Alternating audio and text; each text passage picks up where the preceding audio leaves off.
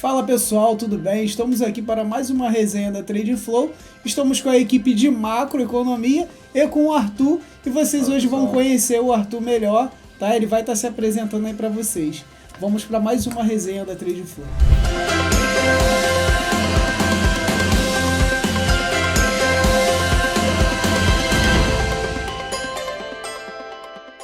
Então, pessoal, hoje nós vamos discutir um pouco mais sobre macroeconomia e entender a visão de cada um aqui sobre o que chama atenção para eles na macroeconomia. Não é à toa que o nome é macroeconomia, então é muito vasto, né, o assunto. E nós vamos ver aqui o que chama atenção de cada um. Vocês podem ficar à vontade, ver quem vai começar. Quer começar, Arthur, e já se apresentando pro pessoal para que possam te conhecer? Opa, vamos lá. Bom, prazer a todos aí. Tô no projeto da Trading Flow antes de ser Trading Flow. Exatamente. Antes dela começar, tô desde a ideia, né? Conheci o Dejair depois de um tempo de mercado aí e, enfim, busca de conhecimento, eu vi tudo que ele apresentava como resultado, né? E me chamou muita atenção, principalmente, a questão do gerenciamento de risco que ele opera e eu não via isso, eu via coisas diferentes, o pessoal falando muito de estratégia, de segredo, de fórmula mágica, mas eu via pouca gente falando do gerenciamento de risco, né? Sim. Que na minha opinião, hoje, depois desses anos aí, é a coisa mais importante, porque gatilho a gente pode ter vários, né? Cada um tem o seu gatilho, cada um se adequa a uma maneira de entrar na operação, mas pouca gente se liga no quanto ele pode perder nesse gatilho, né? Exatamente. E para mim, essa é a função mais importante, de você proteger o seu dinheiro antes de você querer ganhar alguma coisa, né? Isso. Exatamente. E fala mais um pouco mais aí de você, Arthur, assim, como é que você se inseriu no mercado financeiro em si? Olha, eu comecei no mercado como acho que a maioria das pessoas começa, por um amigo comentando, né? Porque assim, o mercado existe, mas às vezes a gente não fala, pô, o que é isso? Não, a gente espera um terceiro chegar e falar, pô, cara, eu vi um negócio muito legal, que pode mudar a sua vida, que pode mudar a minha vida, que, tal. E aí você, o que é isso? Aí quando você começa a ir atrás e ver, você vê primeiro o que é um gráfico, aí você vê principalmente, eu acho que a primeira coisa é a possibilidade de ganho, né? De ascensão, né? E de escalonamento de capital, né? Você começar com pouco e depois ter muito. E eu comecei por 2 amigos que me apresentaram o mercado, eles eram amigos meus da faculdade. E a gente se encontrou alguns anos depois e aquele negócio, né? Pô, o que você tá fazendo? O que eu tô fazendo? E aí eles falaram, pô, a gente tá no mercado e tal, você já viu, não sei o que. Eu falei, o que é isso? E aí comecei a me interessar mais. Na verdade, eu sempre gostei de história, enfim, de geopolítica, mas nunca tinha notado o mercado por conta própria. E hoje esses amigos seus, eles continuam no mercado ou não? Continuam. Cada um à sua maneira, né? É porque, no meu caso, as pessoas até tinham comentado já numa outra resenha, a pessoa que me apresentou o mercado, hoje ela não está no mercado mais, mas me aconselha a continuar, a persistir ali, a dar continuidade, né, no mercado, mas a pessoa que me apresentou mesmo, ela não está mais no mercado. Por isso que eu te perguntei se a pessoa que te apresentou o mercado, né, te incentivou a dar seguimento, a continuar ou a começar, se ela continua no mercado. Porque muitas vezes a gente pega o conhecimento de alguns, né? E a pessoa mesmo, assim, às vezes ela não dá continuidade. Mas é interessante isso, né? Porque a gente depois acaba caminhando com as próprias pernas. Mas é isso. E Joe, você também já falou, né? Como é que você entrou no mercado. Mas assim, você já está um tempinho legal aí já no mercado, né? Eu lembro na outra resenha, tô contando. E o que mudou assim hoje para você, né? Qual foi essa... Eu vejo que a gente, como o Arthur falou aqui, né, do gerenciamento, isso foi o que mais me chamou a atenção também, entendeu? No Djaí. Tudo bem que eu já conheço o Djaí antes dele entrar pro mercado, mas o que mais me chamou a atenção foi isso, né? E ontem, numa outra gravação, ele até falou assim, pô, eu lembro que o Léo, ele me chama de Léo, né? Eu lembro que o Léo falou que Pô, cara, eu falando com ele, pô, tu não tem medo de dar esses conteúdos de graça no Instagram, no YouTube, coisa que as pessoas estão cobrando?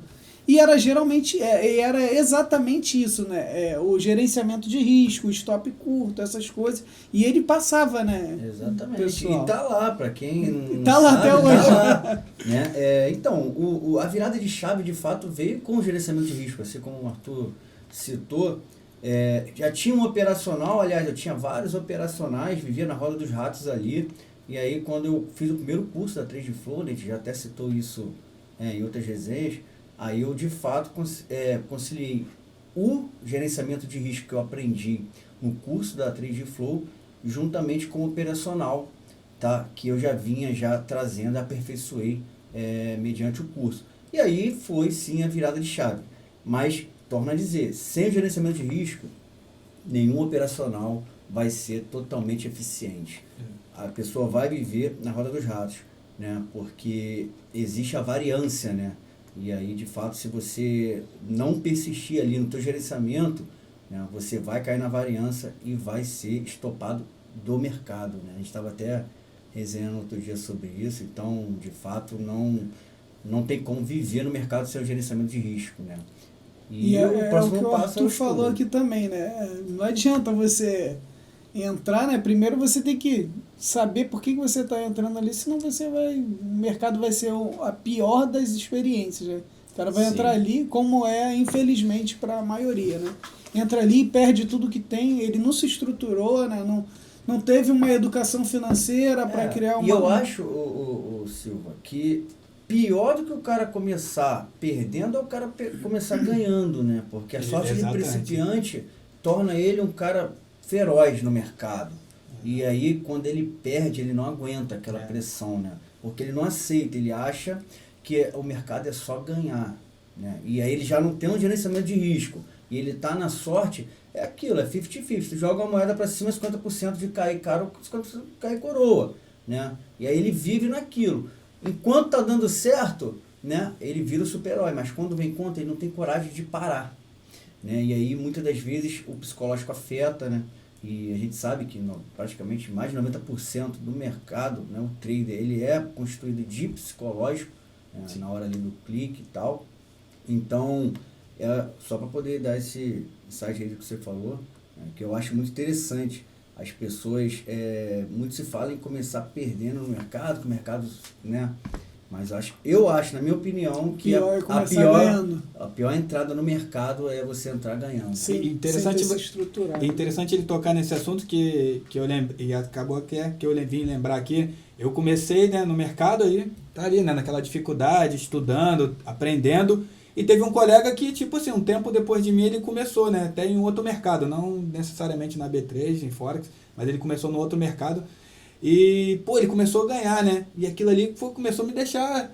Caraca, o cara começou depois, assim, tipo, meses, o cara começou a ganhar. Hoje em dia, o quê? Ele não está no mercado, não opera nada e tipo assim, desistiu do mercado. Porque ele teve ganhos alavancados, exponenciais, né, ali naquele início, mas sem saber, assim, direito por que ele estava ganhando, como é que ele fazia para oferir aquele lucro ali, meio que na sorte, né, teoricamente na sorte, acompanhando causas aí de influenciadores, e depois, o mercado ele fez aquela mudança, né, ele deu aquela mudada ali, e acabou que ele não deu continuidade, não soube lidar com a situação, né? E começou a ter perdas assim maiores do que os ganhos que ele vinha obtendo. E essa realmente aí é a pior fase, né? Acabou tendo essa experiência ruim, né, e saiu do não sabe mercado. lidar com o mercado, né? Esse é o problema. A situação foge do controle. E agora, assim, Arthur, mas como é que você encontrou essa... A gente sabe aqui, né, pessoal, que o Arthur tem um vasto conhecimento sobre macroeconomia. Por que você se interessou bastante assim também por macroeconomia? Qual foi o gatilho, né? Bom, o início, na verdade, foi gostar aí de ler notícia relacionado principalmente à geopolítica, né? Sim. E mercado é muito geopolítica, isso, né? É muito história, porque assim, a história, ela é cíclica, né? Ela se repete, exatamente, assim como os padrões no mercado, isso, né? Que a gente usa análise técnica, justamente porque ela cria padrões, esses padrões se repetem, você reconhece e você utiliza eles a seu favor. E eu comecei no mercado envolvido nesse gosto e comecei a ler mais, saber, eu conhecer os tripés do mercado, né? Commodities, aí, que legal, aí depois câmbio, aí depois índices, e aí depois títulos, que eu acho que é um assunto pouco comentado por ser Isso. mais complexo, né? O juro, a gente tem muita coisa envolvida nele num lado de conteúdo mais cálculo, mais pesado para se estudar. Mas aí eu comecei a destrinchar cada um desses assuntos, né? Estudar cada um deles, seja por curso, seja por livro, seja por notícia. E aí fui montando o quebra-cabeça, porque a macroeconomia é um grande quebra-cabeça, na minha opinião, né? Exatamente. Tudo tá relacionado, tudo tá envolvido aí com o comportamento humano, mas de uma maneira, quando a gente fala de mercado interno, a gente tá falando de microeconomia, mas as duas estão totalmente relacionadas ao comportamento humano, na minha opinião. E, cara, foi assim, amor à primeira vista. Porque quando eu soube que, eu posso utilizar do que eu estudo para montar um cenário e dentro desse cenário ter o meu gatilho, que é o que a gente já fala que cada um tem o seu, mas poder montar esse cenário e ter uma perspectiva, né? A gente sabe que nem tudo que a gente lê vai se concretizar, às vezes não da maneira que a gente pensou, mas poder utilizar isso a meu favor foi muito legal. E aí comecei a estudar, como eu já falei, né? Primeiro commodities, moedas emergentes, Brasil, por que o nosso câmbio mexia, por que o nosso dólar mexe. Aí entrei já também nos outros drivers que afetam o câmbio, o nosso câmbio. Aí entrei para estudar um pouquinho de balança de pagamentos. Vi que, por a gente ser um país emergente, às vezes a gente tem uma leitura de dados, de notícias, mas balança de pagamentos, o fluxo da nossa balança conta muito no dia a dia, na variação do ativo. Às vezes a gente tem uma leitura que, o dólar hoje com certeza vai subir, né? Ou vai cair. Nossa, lá fora o S&P tá subindo uma maravilha. O peso mexicano tá caindo. As correlações todas casando. Casando, e a gente já entra para operar aqui e começa o fluxo. Era pro dólar cair, começa. Compra. Exatamente. Compra. Aí você olha. Eu uso muito fluxo, né, para operar. Sim. Então eu acabo olhando, fico muito ligado no fluxo mesmo de Leitura tape reading, fita, né? da fita. Eu gosto muito de ler a fita. E aí você começa a ver, era para cair. Aí começa, compra. E ninguém vende, compra. Aí você olha o book, só tem score de saída do cara e os caras compra.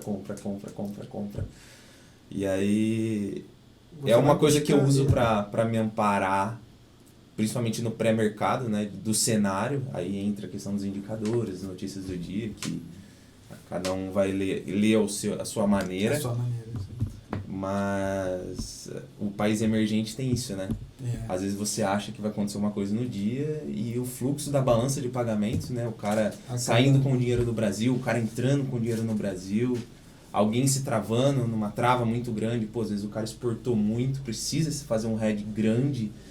E aí a moeda, como a gente tem uma liquidez muito menor, Muito né? menor, muito baixa. Que os majors, que as moedas de G8 aí, de países que têm uma economia muito desenvolvida, nós somos subdesenvolvidos ainda, acaba que essa liquidez não dá conta de absorver essas operações de balança de pagamentos e mexe muito no nosso fluxo aqui no dia a dia. E o pessoal fica meio perdido, né? Aí é onde entra a arbitragem, né? Eles precisam arbitrar para poder conseguir balancear essa liquidez aí, com o dólar, tanto com o dólar futuro quanto a moedas, né? Paridades de moeda, a gente vê o Forex muitas das vezes, né? O real e o dólar. O real frente ao dólar com uma variação, o dólar frente a outras moedas com outra variação. Muitas das vezes a gente vê o nosso câmbio, né, caindo e o dólar frente às moedas globais aí se valorizando. Então, justamente eu acho que entra nesse ponto aí, né? A arbitragem é uma das coisas que os institucionais fazem e muitas das vezes é no meio do pregão ali, né? Eles arbitram tanto com juros, né? Questão do carry trade também. Então, a macroeconomia ela é ampla, Mas com certeza o que o Arthur falou aí, dá para você buscar o seu gatilho ali, para você pelo menos conduzir, né, a sua operação. Eu, por exemplo, eu começo meu dia, né, para fazer o panorama. Desculpa te cortar, Aham. mas essa era a pergunta que eu ia te fazer. O que você busca na macroeconomia ali para conseguir operar, né, para se basear no seu operacional? Beleza. Então, eu começo meu dia da seguinte forma. Eu busco, já de cara aí, commodity, né? Cada um tem um gatilho ali proporcional. Eu busco a commodity da seguinte forma, porque nós somos um país exportador de commodities muito forte, né? Nosso maior parceiro comercial é a China. Então eu busco ali a cotação, e a nossa Vale, ela tem aí em média 15% de piso, né? Dentro do nosso índice Bovespa. Então eu já busco de cara ali a cotação do minério de ferro, para poder entender como que poderá ser a movimentação, pelo menos na hora do mercado, na abertura do mercado à vista, com a Vale já precificando ali. E óbvio, né? Aí eu busco, eu foco nas Dalian, né? O minério de ferro, a cotação de minério de ferro não é só de Dalian, né? Temos aí Dalian, Singapura e Qingdao, mas a referência para nossa Vale O benchmark é lá, né? Isso, de Dalian. Então eu busco isso já de cara, né? E aí, posterior a isso, eu fico ali em média 40 minutos a 1 hora buscando informações como foi os mercados globais, né? Os futuros durante a noite. E aí a gente vai busco como que estão as bolsas, né? O trio norte-americano ali, de fato, o S&P 500, Nasdaq e o Dow Jones, né? Que são principalmente o Dow Jones, né? Que é o norte, né?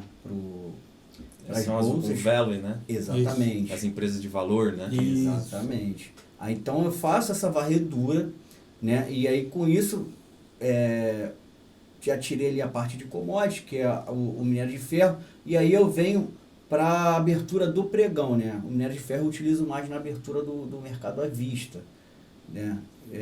Na abertura do pregão ali do futuros mesmo, eu já começo a olhar commodities como petróleo, por exemplo, né? E aí justamente com eles eu utilizo na correlação ali o VIX, né, que é o índice da volatilidade, para entender, porque às vezes a gente busca uma informação, mas não está ali nos veículos de comunicação que a gente conseguiu obter. E aí com o índice ali da volatilidade você consegue ter uma percepção, né, de como estão o sentimento dos investidores externos, né? É uma coisa bem legal a se falar da questão do VIX, né? Da volatilidade do VIX, porque é o seguinte, muito do fluxo que entra no Brasil, a gente sabe que o Brasil é um país que ele tem nota especulativa, né? Ele não tem grau de investimento. E um país que tem nota especulativa, o que acontece? Ele recebe muito investimento disso, da especulação, e a especulação ela é muito feita quando o mercado está tranquilo, mas quando você tem uma volatilidade muito alta, que é o que o VIX representa, a volatilidade das opções, normalmente o investidor externo ele fica um pouquinho mais receoso. Então, muito capital costuma sair daqui quando você tem essa tribulação na volatilidade, né? E hoje, assim, uma das coisas que o investidor externo mais especula é no carry trade, né? Ele ganha um diferencial de juro, ele tem uma moeda de funding, em que é a moeda que vai financiar essa operação dele, que tem um juro bem baixinho. Ele pega um montante lá, nessa moeda barata, que ele vai precisar pagar pouco juro, investe no nosso país, que é um país emergente, e ganha esse diferencial, que é o carry trade. Isso. E quando ele ganha o diferencial, ele lucra, paga a moeda barata e fecha a operação dele.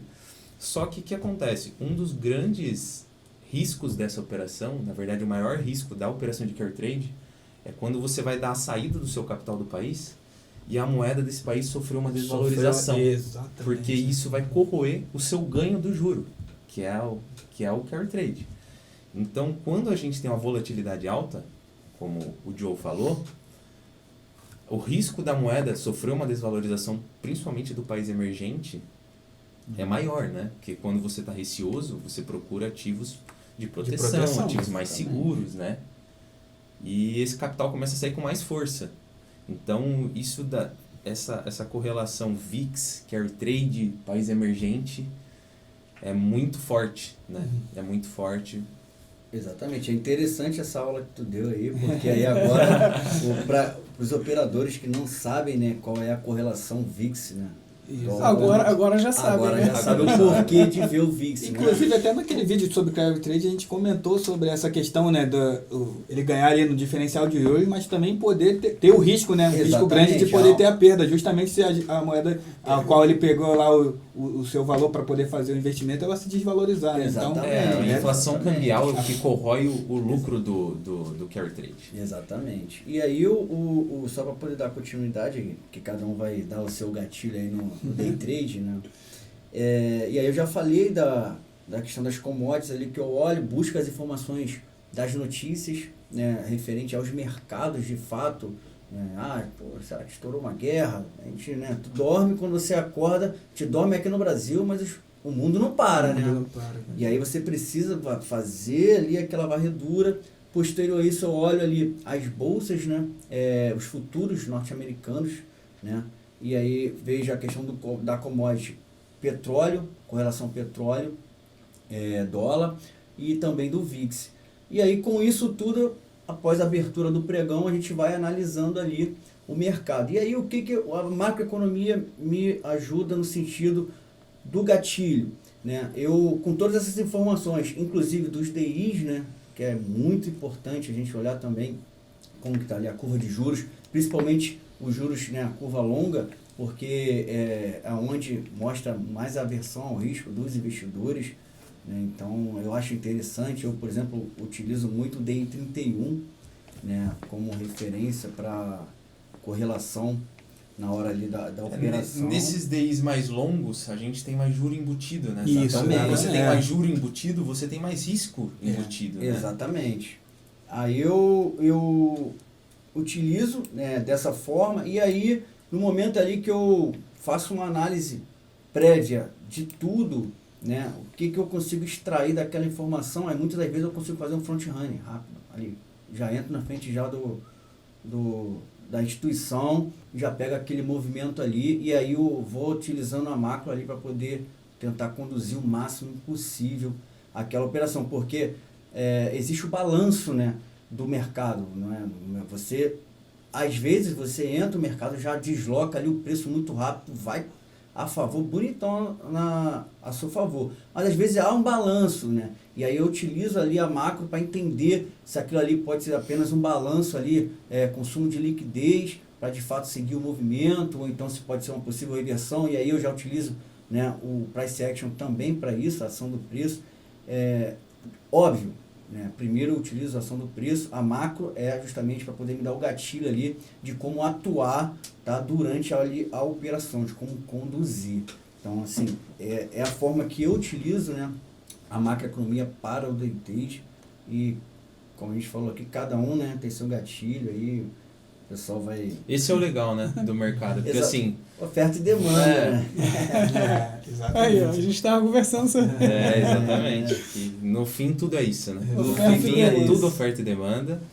E o legal é poder usar a macroeconomia como base, Um balizador, né? como balizador, Exatamente. como um GPS ali na sua mão.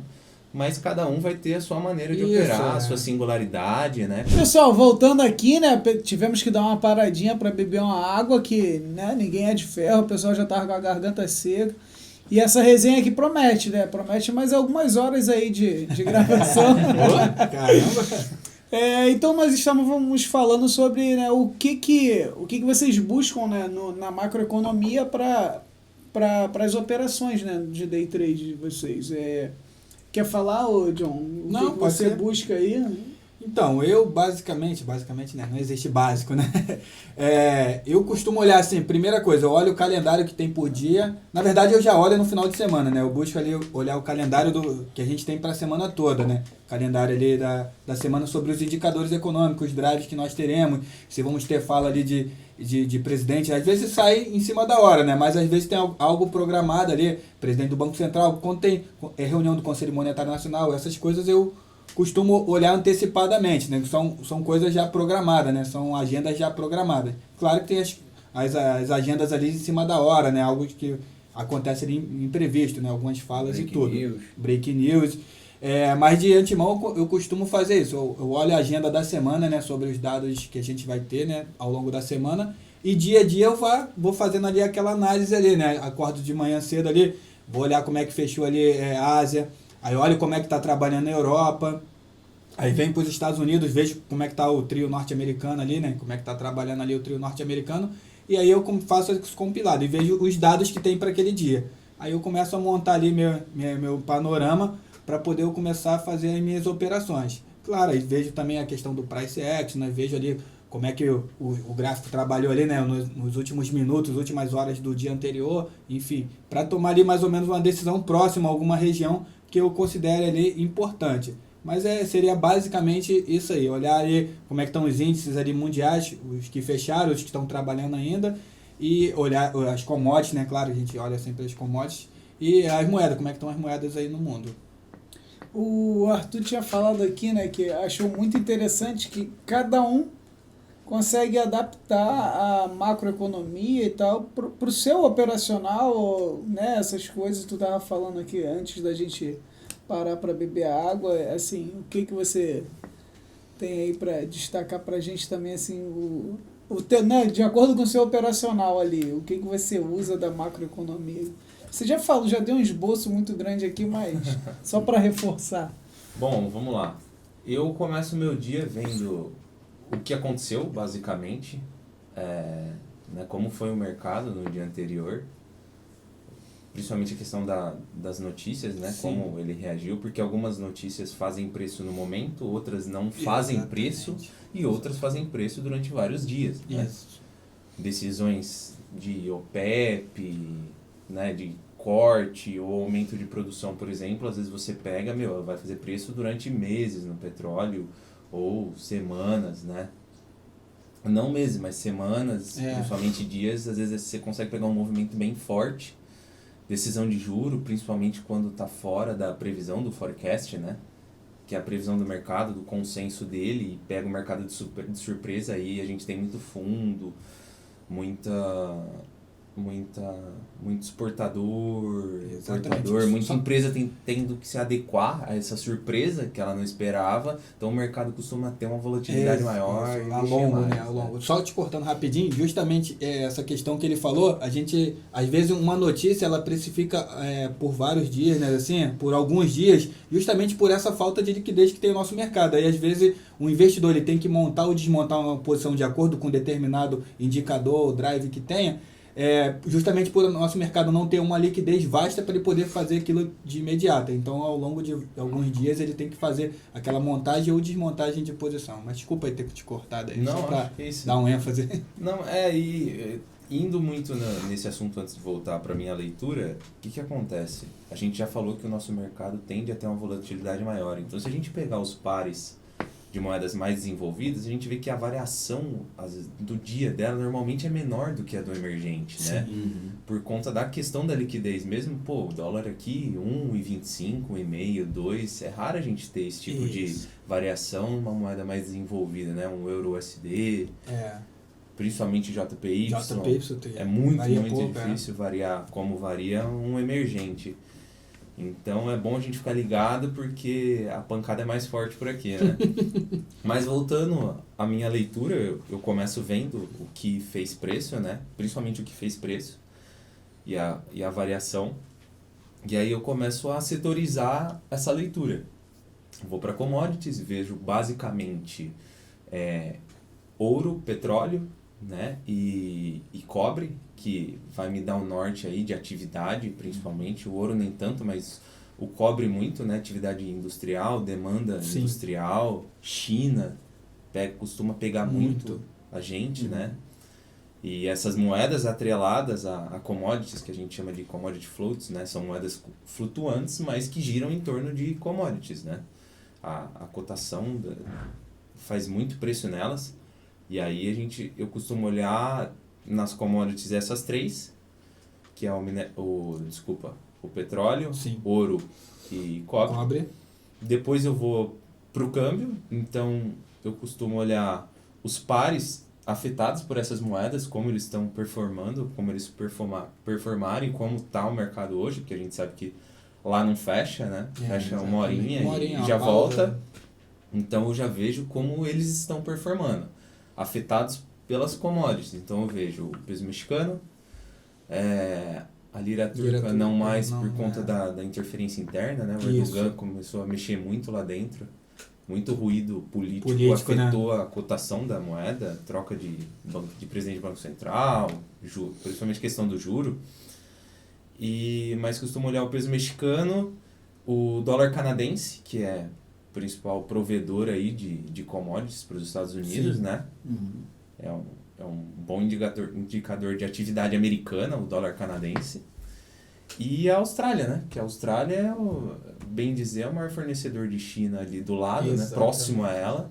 Então, tudo que a Austrália produz, principalmente em hard commodities, que é o hard commodities para o pessoal entender um pouquinho melhor, são as commodities aí energéticas e metálicas, né? Então, a Austrália exporta a maioria da produção dela de petróleo para a China, do minério de ferro para a China, e como a gente tem essa cotação de Dalian com um certo atraso, as bolsas chinesas são muito fechadas para o investidor, então o pessoal costuma olhar muito o cobre, né, a cotação dele para atividade, principalmente industrial. Então ficou muito ligado nisso, a moeda australiana gira muito em torno disso, dessa atividade industrial chinesa. E minha leitura de commodities é essa, e de câmbio inicia nelas, depois eu vou para as moedas de risco, né? Que quando você tem aí um aumento no risco, os investidores procuram essas outras moedas, que aí a gente pode falar do franco suíço e do ien japonês. O ien japonês cada vez mais está diminuindo essa questão de ser uma moeda de safe haven, de proteção a risco, por conta também da política interna deles, né? Que é eles controlam a curva de juro, então eles não deixam o mercado estabelecer o preço justo do juro, e o juro é o preço da moeda, né? Isso. Então tem diminuído bastante essa questão do Japão ser um benchmark aí de safe haven.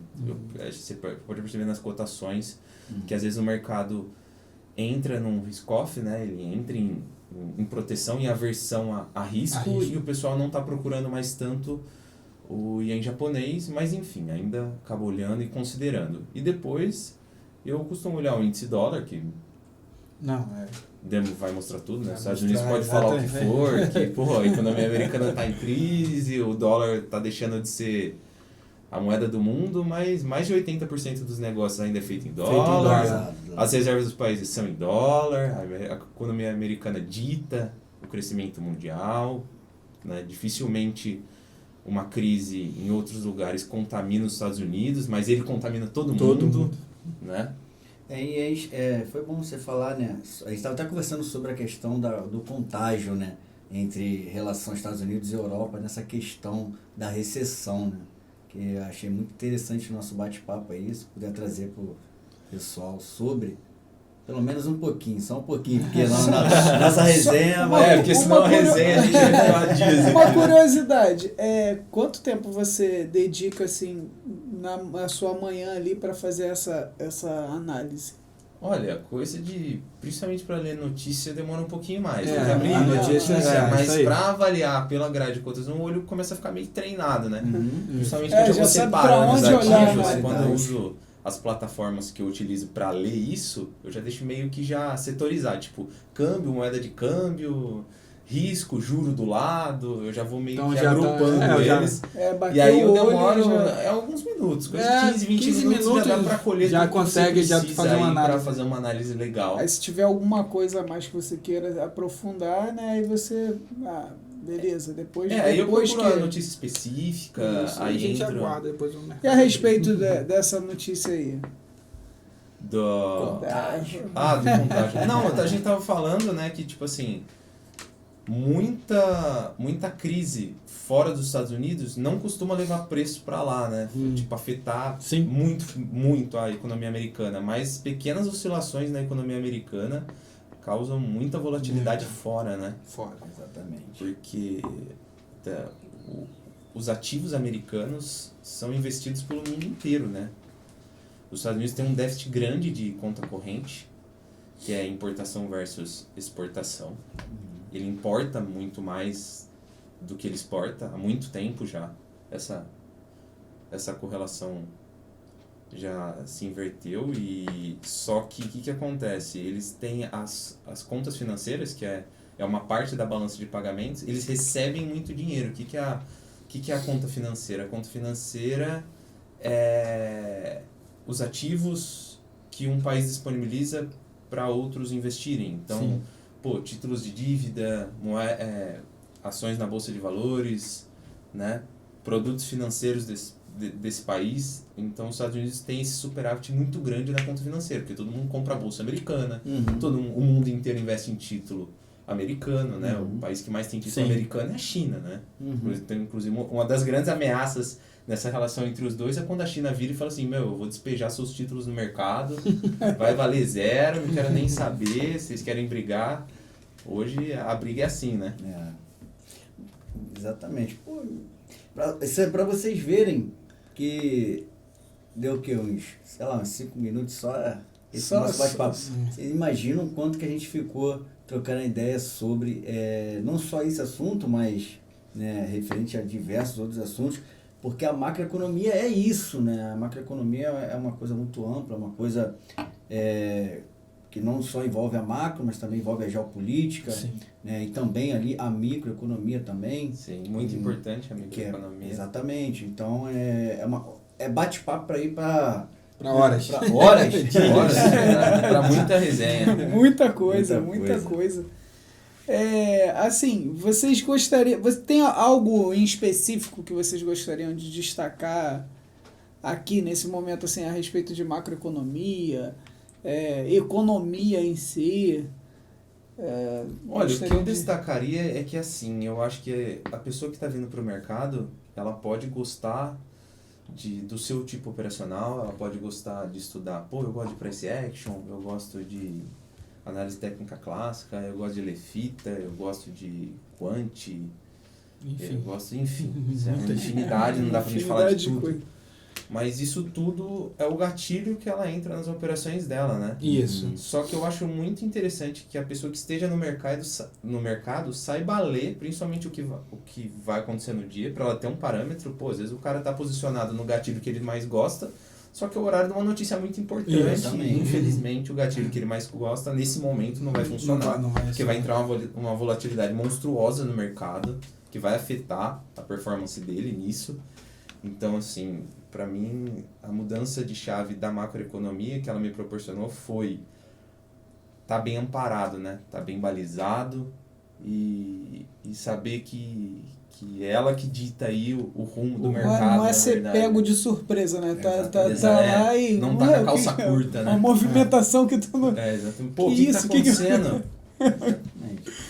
E muitas pessoas acham que a macroeconomia é uma coisa imprevisível, mas pelo contrário, né? A macroeconomia é totalmente previsível. Né?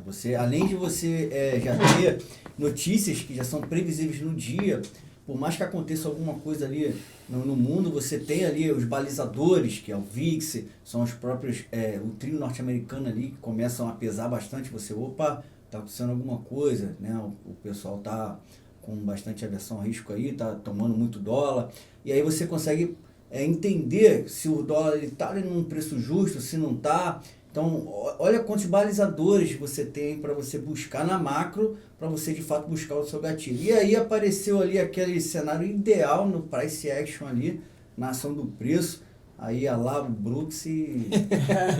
aí, meu amigo, não tem o que hesitar, aí é só ir. Uma das coisas que quando a gente estava lá na sala ao vivo, eu gostava muito quando o John vinha falando assim, atenção aí que fulano de tal tá falando, ou vai falar. Cara, era incrível, dependendo da fala, né? Como é que a gente tem robô que, na verdade, robô que na hora esvaziando. A coisa está tão avançada que a gente tem robô que vai interpretar a fala de quem tá falando. Exatamente. E aí ele já começa a tomar, ele começa a bater. E assim, tudo sempre atento, né? Parece essas notícias Exatamente, aí. então, como eu fico ali, né, com algumas plataformas de notícia e eu fico tentando acompanhar, principalmente as pessoas, como a gente, para quem opera B3, a gente procura acompanhar aqui, fala de presidente da República, fala de presidente do Banco Central, autoridades políticas. Vocês operam notícia? Não necessariamente a gente opera notícia, mas eu aguardo ali aquela movimentação. Mas a macro ela já dá essa previsão pra gente, né? No momento que está acontecendo alguma notícia, desculpa até te cortar. Ou a fala, né, de alguém, a gente já utiliza a macro nesse sentido, de não operar. Por quê? Porque, meu amigo, se não dá pros caras, meu irmão, imagina pra gente. Se tu vê um monte de gente tirando lote, se né? você vê o book esvaziando ali, ficando praticamente zerado de lote ali, porra, por que eu vou fazer aquilo ali, né? Uma mera agressão. E como o nosso gerenciamento, a gente trabalha com stop muito curto, né? E esses momentos eles trazem bastante volatilidade, então dentro do nosso operacional a gente prefere ficar fora da operação, aguardar ali uns 5 a 10 minutos. Entendeu? O mercado dá uma acalmada e a gente buscar ali dentro do nosso operacional algum tipo de operação. Mas então, eu fico ali com as plataformas ali de notícia aberto e tento buscar ali alguma informação ali em tempo real ali, fulano vai falar, o presidente e tal vai falar, ou algum ministro, enfim. Aí eu tento, nessa sala ao vivo, eu tentava jogar aquilo ali de imediato ali para os alunos, para eles poderem ficarem cientes que o mercado poderia tomar uma grande volatilidade ou não, né? Dependendo da fala ali, né? De algum membro ali. Então eu tentava trazer isso para eles, trago isso para o meu dia a dia, né? Dentro das minhas operações. Eu tenho algumas telas, né? Que eu consigo colocar essas plataformas ali de forma que fique fácil ali a minha leitura e interpretação. Só para poder complementar rapidinho, que o Arthur, é interessante, né? Essa pergunta que o Arthur fez, porque muita gente tem dúvidas sobre isso e tenho certeza que muita gente que está vendo aí a nossa resenha opera a notícia. Né? E assim, a nossa dica é que de fato não façam isso, né? Porque a notícia ela traz muita volatilidade, assim, a gente opera a volatilidade, mas uma volatilidade previsível. E aí o que eu quero dizer com isso? Eu quero dizer que a gente aguarda a notícia sair e aí a gente utiliza o conhecimento macroeconômico para interpretar aquele dado, o que aquela fala, se é um Tom Hawke, um Tom Dobbs, que a autoridade está utilizando ali no momento, e aí você consegue buscar ali um gatilho no price action, né? Então entenda, você não opera a notícia, né? A notícia em si, você opera a reação dela. A reação dela. É isso que eu faço também. Exatamente. Eu vejo a notícia, deu 9,6, eu não estou posicionado. Geralmente são as principais notícias, geralmente saem nesse horário. Não, o pessoal, cara, se você se posiciona nesse momento, você tá jogando uma moeda. Porque assim, você não sabe como o mercado. Principalmente porque a gente tem uma coisa nas notícias, que não é só a notícia. Às vezes você tem 3, 4, e dentro desses 3, 4, você tem notícias de núcleo. E a notícia de núcleo, às vezes é uma pegadinha muito grande. Porque, vamos lá, a gente pode ter um núcleo de inflação em que a inflação, sei lá, caiu, mas a remuneração hora do trabalhador explodiu. Cara, o cara chama, a inflação tá baixa. Mas se você olhar, a remuneração do cara cresceu muito. E isso é um leading, né? Para a próxima notícia de inflação ser alta. Então, pessoal, se você tentar adivinhar, você pode se ferrar. Porque às vezes o mercado vai interpretar uma parte dessa notícia. Exatamente. Sabe onde tem muita pegadinha? No payroll. Porque o pessoal olha muito somente o dado do payroll. Só que, juntamente com o payroll, vem o quê? Taxa de desemprego, ganho médio por hora trabalhada. Então, o pessoal olha muito o dado ali do payroll, mas esquece. O payroll. O payroll, eles são 3, 4 notícias ali dentro da mesma janela de horário. Só que o pessoal se apega muito ao payroll. Então, às vezes, o payroll veio positivo, mas tem um outro dado ali que veio contrabalanceando. Então, aí a pessoa... Muito imprevisível, a pessoa só analisa um dado. E é aquele negócio, né? Como dizia o Keynes, o mercado pode ficar irracional por muito mais tempo que você pode permanecer solvente. Isso aí. Então, meu amigo, não adianta você querer estar posicionado na hora que a notícia vai sair, porque você pode se ferrar muito grande. Pode acabar com Então, espera o mercado tomar uma direção, né? Exatamente. Sim. E aí, exatamente. amparado ao que você já sabe, você, é isso. Tira proveito, né? Exatamente, tá entrando, não sei, volume, enfim, no padrão de quem, ou qualquer coisa. Aí você entra com o seu gatilho, legal. Mas essa questão do pessoal muito operar notícia é muito também por conta da internet, né? O pessoal vende muito essa questão de eu vou te dar um trade, vou te ensinar a operar o perro. Pô, eu vou te ensinar a operar tal dado. Então, o cara vende um curso o cara de vende perro, um né? curso de ensinar a operar perro. E a gente sabe que não é bem assim, né, cara? E hoje vocês aqui deram uma aula sobre notícias. É uma aula. Como que... E aí, vamos operar a notícia? Pô, não vamos esperar o dado sair, o mercado tomar uma direção. Tomar um lado, né? Porque exatamente. Durante a Aí nós divulgação vamos da junto com os notícia- institucionais, Exatamente. né? Desculpa interromper. Não, vai lá, pode falar. É porque às vezes durante a divulgação da notícia, o mercado ele faz aquela pegadinha, ele dá um tiro pra cima e ele arrebenta pra baixo. Ou senão ele Exatamente, dá um, né, cara? Isso daí é o que o pessoal fala, como é que é? Aquele ditado, né? O mercado sobe no boato e desce no fato. Desce no fato, exatamente. acontece, porque cara. é aquele teste de liquidez, né? Ele sobe ali no vácuo de liquidez, na É, verdade. a verdade é que é a o spread. movimentação é porque Exatamente. tem Não tem- poucas pessoas posicionadas, né? Não Exatamente. tem. Uma Aí, agressão qualquer consome agressão muito consome nível de isso preço. aí. Então, quando chega e encontra uma instituição que de fato, a gente está falando aí, vamos supor, né, numa tomada de dólar, quando chega num determinado nível de preço que a instituição falou, pô, daqui não vai passar, começa a bater, aí sim, né, de fato encontra ali a liquidez necessária para poder o institucional ali fazer. E tem uma coisa que é o seguinte, movimento. quem quer vender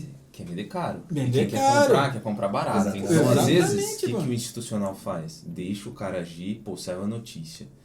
O cara que tá do outro lado começa a vender, o preço cai, ele fala assim, aqui tá barato. Aqui tá bom pra eu comprar. Aí ele compra, e o pessoal que entrou vendido ali, Aí vai estopar. ele jogar engolfa esse fora. cara que foi vendido e faz esse cara estopar, Ajuda. e a hora que ele estopa, entra mais liquidez ainda, né? Exatamente. Esse é um metajogo que todo mundo fala, né? Exatamente. E olha como que a macro também ela entra. Ajuda, né? Muita gente criminaliza esse ponto macroeconomia, para day trade, não tem como. A gente, hoje na nossa resenha, a gente mostrou que tem como, existem gatilhos da macroeconomia para o day trade. Então, existe sim, tá? Como você tirar proveito da macro no day trade. Então, muita gente criminaliza isso para poder, sei lá, por questões pessoais aí, enfim, eu não vou entrar nesse mérito, né? O importante nós tiramos dinheiro do mercado com isso. Então, é isso que a gente faz e vai fazer. E ponto final. Muito bom. Pessoal, eu ficaria horas e horas conversando com vocês, só que eu gostaria aqui das considerações finais de cada um. Eu sei que vocês já falaram várias coisas que poderiam ser a consideração final, mas... Então eu vou querer ouvir cada um de vocês aí para a consideração final, ok? Então, pessoal, para vocês que estão começando agora no mercado, já aproveitem, vejam nosso canal do YouTube, nós temos vários conteúdos gratuitos lá, explicando temas diferentes lá sobre macroeconomia, sobre indicadores econômicos, então ali você já vai ter um norte, né, sobre como começar a estudar esse tema, que acho que é muito importante para nossas operações também. E claro, né, o gerenciamento de risco ele vai ser o fundamental para a sua virada de chave, digamos assim. Então, tenha muita atenção aí com o capital financeiro de vocês. E é isso, pessoal. Forte abraço a todos. Isso. Bom, eu tenho só que agradecer, né, por vocês fazerem parte da nossa história, né, que sem vocês, na verdade, nós não seríamos o que somos hoje, né? E o que fortalece cada vez mais para que a gente traga esses conteúdos, né, de forma didática, né, que todos possam entender, né? De fato, a macroeconomia, muitas das vezes, ela é um pouco complexa, tá? No sentido de aprendizado, mas quando a gente consegue transmitir isso de forma didática, isso daí fica sensacional, porque abrange a todo mundo pode sim saber sobre macroeconomia, e é isso que a gente vem trazendo, tá, para vocês, buscando sempre o melhor conteúdo, trazendo da melhor forma, no melhor sentido para que todos entendam, tá bom? E é isso, agradeço mais uma vez aí poder estar reunido para os melhores aqui, né? Então, é sensacional, é um sentimento de posse muito grande isso. Então, só tenho a agradecer e é isso. Vamos com tudo e, ó, não deixem de seguir a gente nas nossas redes sociais. Pelo amor de Deus. E tu, Arthur? Só agradecer também o bate-papo, pô, foi muito legal. Que pena que a gente só pode gravar 1 hora disso pro pessoal. Porque se quisesse deixar a câmera ligada aí vários dias, falando aqui. sai o curso, né? Exatamente. Mas agradecer o carinho de vocês aí, enfim, o convite, as perguntas, fluiu muito bem, e agradecer o pessoal que está acompanhando a gente, que vai acompanhar. Eu estou à disposição aqui de todos que queiram. Sim. Tirar dúvida, enfim, saber algo mais. É muito bom compartilhar conhecimento, eu gosto muito disso. E tamo junto. Muito bom. Que venham os próximos. Exatamente. Muitos. Tem muita coisa para ser falada ainda. Amém. Valeu, pessoal. Obrigado. Então, pessoal, com isso, nós encerramos mais uma resenha da Trade Flow, e essa é a resenha de macroeconomia. Forte abraço a todos. Valeu. E eu.